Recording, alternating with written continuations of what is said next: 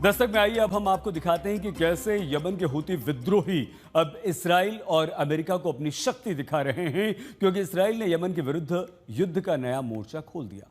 अब यमन के हूती विद्रोहियों ने एक वीडियो रिलीज किया है। इस वीडियो में टाइटैनिक की तरह डूबते एक मालवाहक जहाज को दिखाया गया है और यह दावा किया गया है कि जो इसराइल के साथ खड़ा होगा उसका ऐसा ही हश्र होगा। बड़ी बात यह है कि हूती विद्रोही ने पहले जहाज पर कब्जा किया, फिर उसमें जोरदार धमाके करके उसे डूबने के लिए छोड़ दिया और हेलीकॉप्टर से डूबते हुए जहाज का वीडियो बनाया। आइए आपको दिखाते हैं कि आखिर हूती विद्रोही कैसे अब लाल सागर में खौफ डर का एक बहुत बड़ा नाम बन रहे हैं। हूती विद्रोहियों ने लाल सागर में जहाज डुबोया, इजराइल को वीडियो भेजा।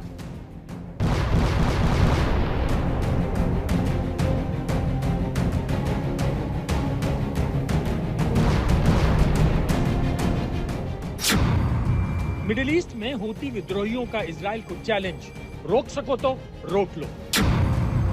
हूती विद्रोहियों का मैसेज क्लियर है, जो इजराइल के साथ है वो यमन का दुश्मन है।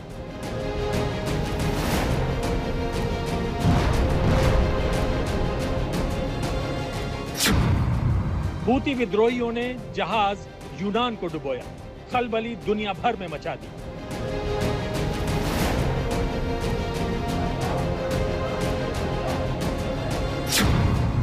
इजराइल और हूती विद्रोहियों की लड़ाई अब आर पार पर आई। 1 मिनट 33 सेकंड के इस वीडियो ने दुनिया भर में खलबली मचा रखी है। आप देख सकते हैं कि लाल सागर में जा रहे इस मालवाहक जहाज को पहले हूती विद्रोही अगवा करते हैं और उसके बाद घातक हथियारों के साथ जहाज पर अल्लाहू अकबर के नारे लगाते हैं और उसके बाद जहाज टाइटैनिक की तरह सागर में डूबना शुरू हो जाता है और देखते ही देखते यह लाल रंग का जहाज लाल सागर की लहरों में समा जाता है।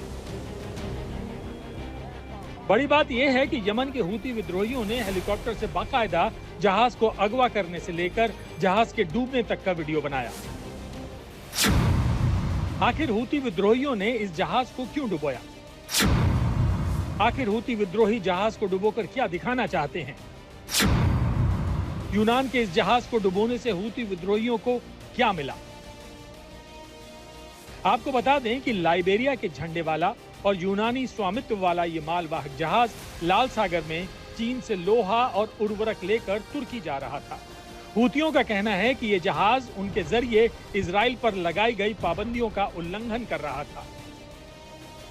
आपको बता दें कि हूतियों ने लाल सागर, अदन की खाड़ी और उन्हें जोड़ने वाले बॉब अल मंदब जल डमरू मध्य से गुजरने वाले जहाजों पर 100 से अधिक हमले किए हैं। 2023 में जब गाजा में युद्ध छिड़ा तो फिलिस्तीनियों के समर्थन में हूती विद्रोही खड़े हो गए। हालांकि अब फिलिस्तीन पर हमले नहीं हो रहे हैं, लेकिन हूतियों ने इजराइल की मदद करने का आरोप लगाकर जहाज को ही डुबो दिया। इस समुद्री रास्ते से सालाना करीब $1 ट्रिलियन अमेरिकी डॉलर का सामान जहाजों के जरिए गुजरता है।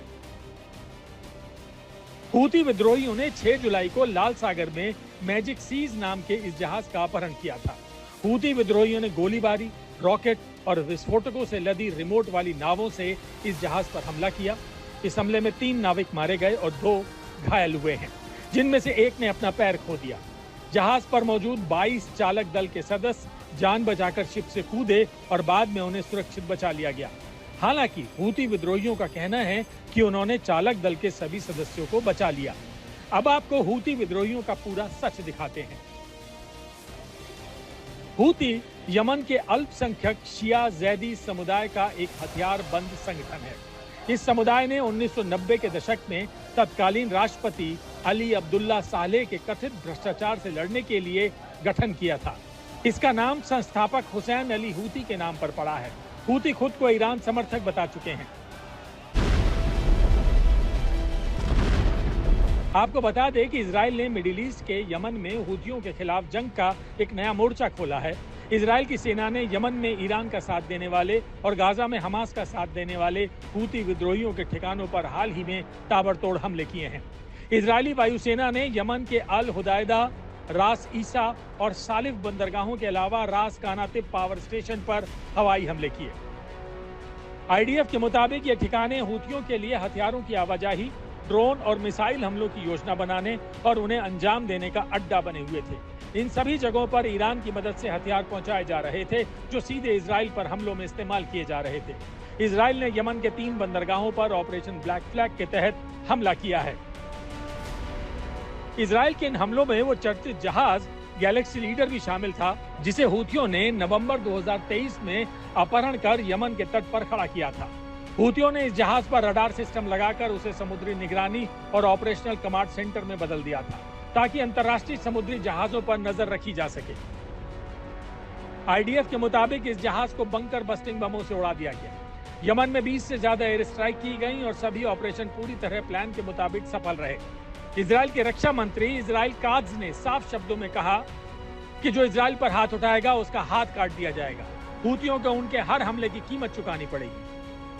आपको बता दें कि युद्ध का यह नया मोर्चा बंकर से खामनेई के निकलने के बाद शुरू हुआ है, क्योंकि यमन में हूती विद्रोहियों का नेटवर्क लगातार इजराइल को टारगेट कर रहा है और जैसे ही इजराइल ने यमन पर हमले बोले तो हूती विद्रोहियों ने भी जवाब देना शुरू कर दिया। इजरायली हमले के बाद हूतियों ने भी किया पलटवार। इजराइल पर दाग दी 11 मिसाइल, कई शहरों को बनाया निशाना। हूतियों ने इजराइल के पावर प्लांट को भी टारगेट किया। मेहर न्यूज की एक रिपोर्ट में दावा किया गया कि यमन की ओर से 1-2 नहीं बल्कि 11 बैलिस्टिक मिसाइलें दागी गई हैं। इनमें इजराइल के कई इलाकों को निशाना बनाया गया और इसी दौरान हूती विद्रोहियों ने लाल सागर में यूनानी स्वामित्व वाले मालवाहक जहाज को भी अगवा किया और उसको धमाकों के साथ डुबोकर यह भी दिखाया कि इजराइल की मदद करने वाले किसी जहाज को लाल सागर से गुजरने नहीं दिया जाएगा।